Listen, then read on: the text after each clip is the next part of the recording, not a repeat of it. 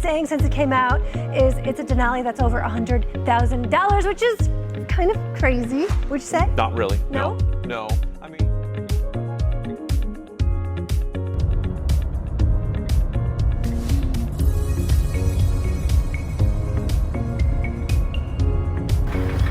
she is not happy.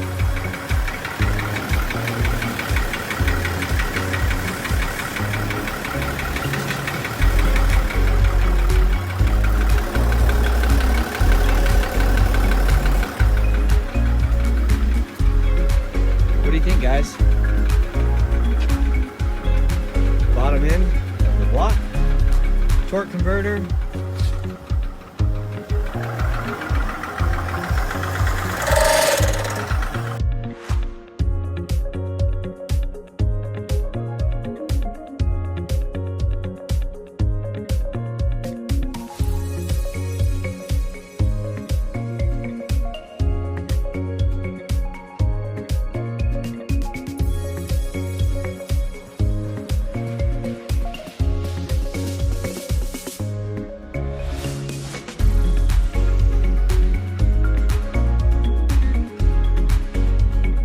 Welcome back to TFC Reviews, and today we are in a Denali, and not just a Denali, we are in a almost brand new Denali at 6,700 miles, and it's also a new 2025 Denali with that upgraded interior and exterior.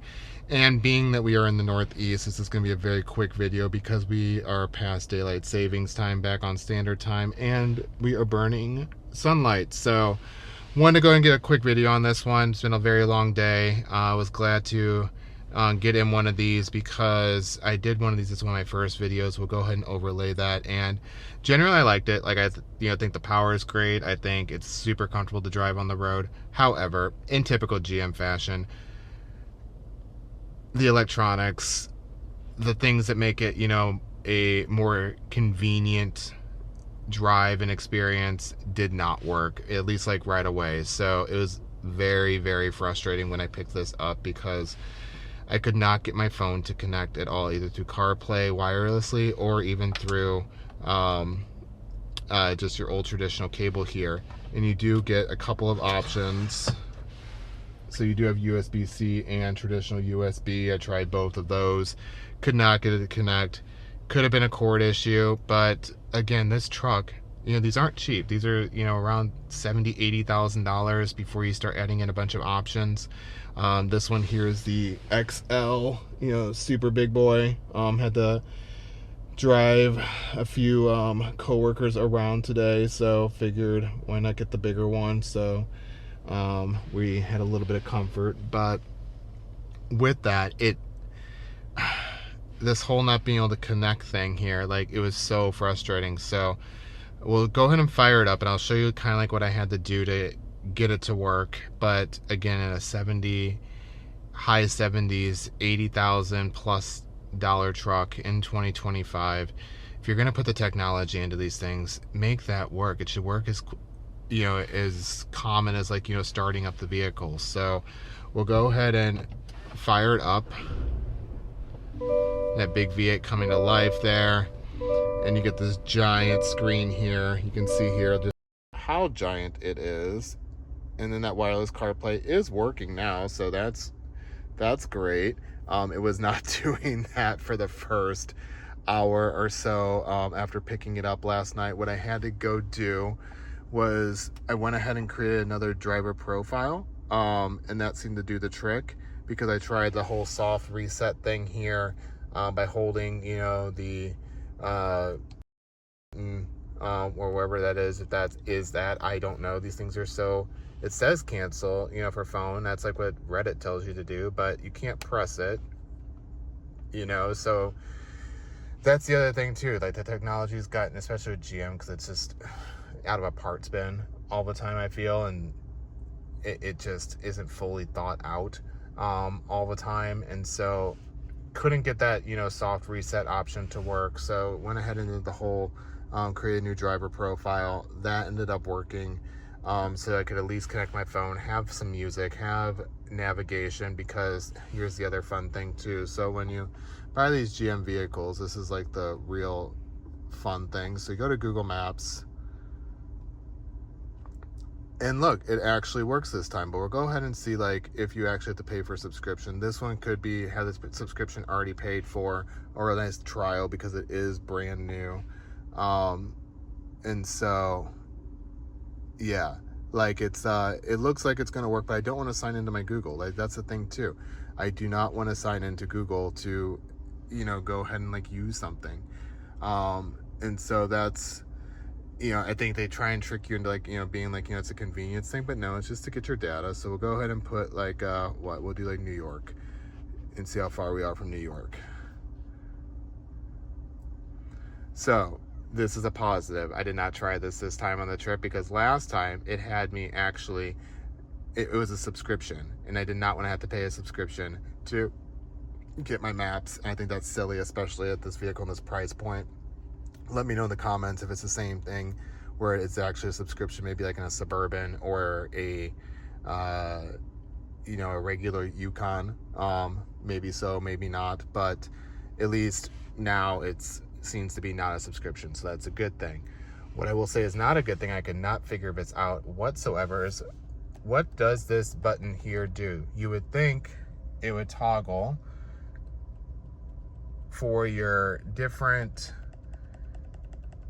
trip and just vehicle settings, which it's always done, but again, I am pressing it. I could not figure it out. All I could figure out is like, you get this screen here, or get this button will back up so you can see what I'm actually touching.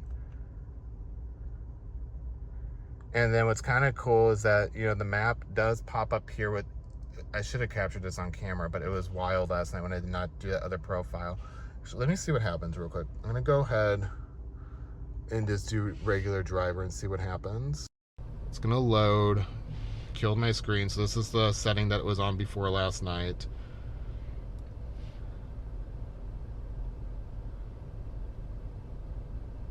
Okay, so it's working now. It's a GM glitch sort of thing. I'm not making it up, I swear. But it was an issue. Like, the whole screen was like flickering. It was obnoxious. Still can't figure out what this button here does, other than it's not moving the map. The map just moved by itself. I don't know why. We're not moving.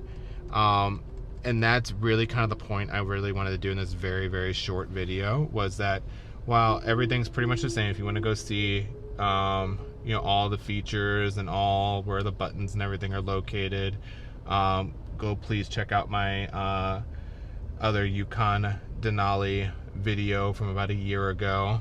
Again, I'll post that link in the comments or in the description section, and you can get a little bit more overview of the Yukon Denali. But it's just, it's frustrating that, again, this vehicle only has 6,700 miles on it, and it has like electronic issues. And again, maybe I'm just like, missing something here where I can't figure out like, what this actually does. It's tuning. Is that tuning? Oh my God, it's the tuning button. We figured it out. But how do you get... Wow, that's actually good. We finally figured this out. The tuning button. It was not doing anything before.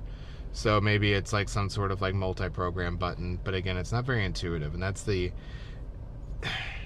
This is a big truck that like a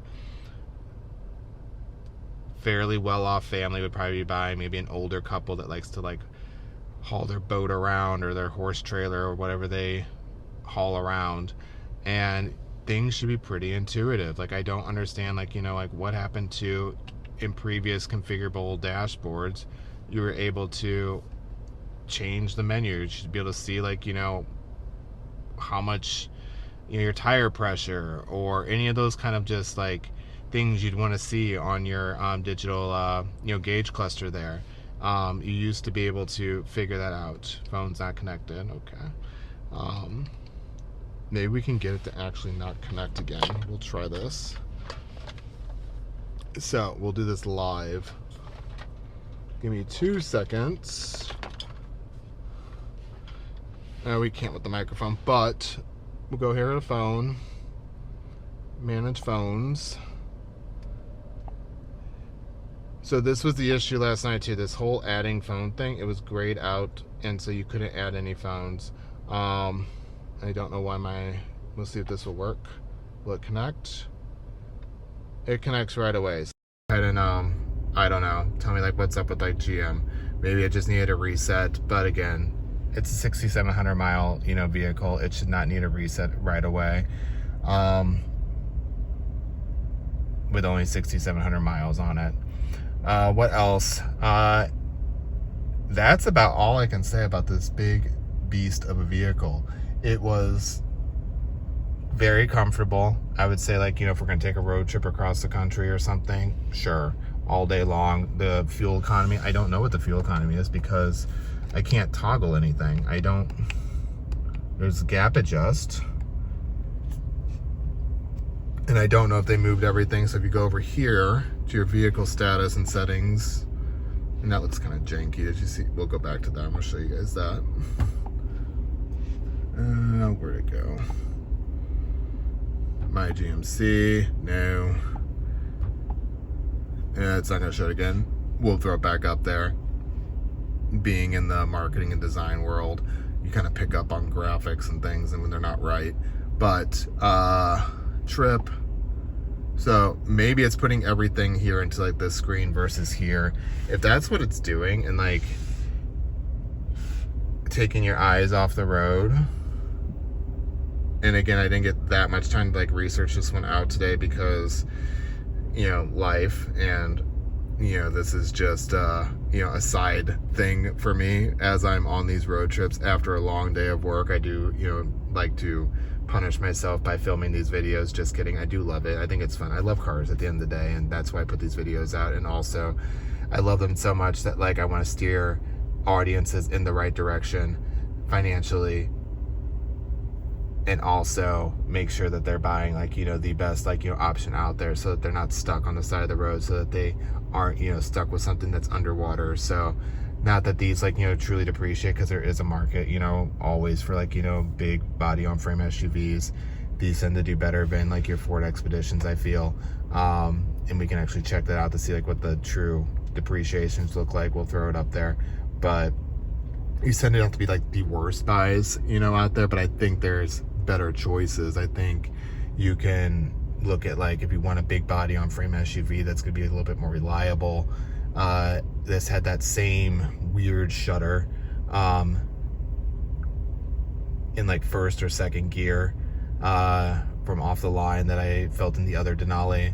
So I don't know if that's like one of these issues with this transmission that seems to be an ongoing issue for GM trucks and their transmissions of late, lately. So, but looking actually at the fuel economy, that's actually not that bad for this big V8 of a truck, big V8 truck. So it's better than my 4Runner, which only has a 6-cylinder and it's only a mid-size, SUV. So, good job GM actually with, that's not too bad. So, but I do think it's odd that like if this is like the only place where you can like view all this, because before you could actually view this kind of information here right in front and center. I think that's also kind of the issue too with today, is that like if they're putting everything here in these screens, there we go.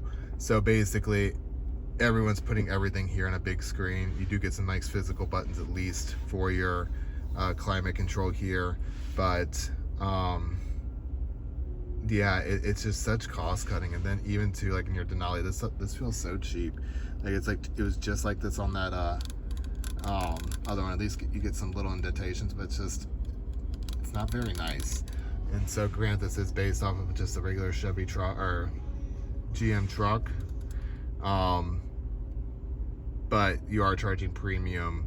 This thing does get over $100,000 when you start adding in the options, and they're not giving you any other nicer real buttons with this. They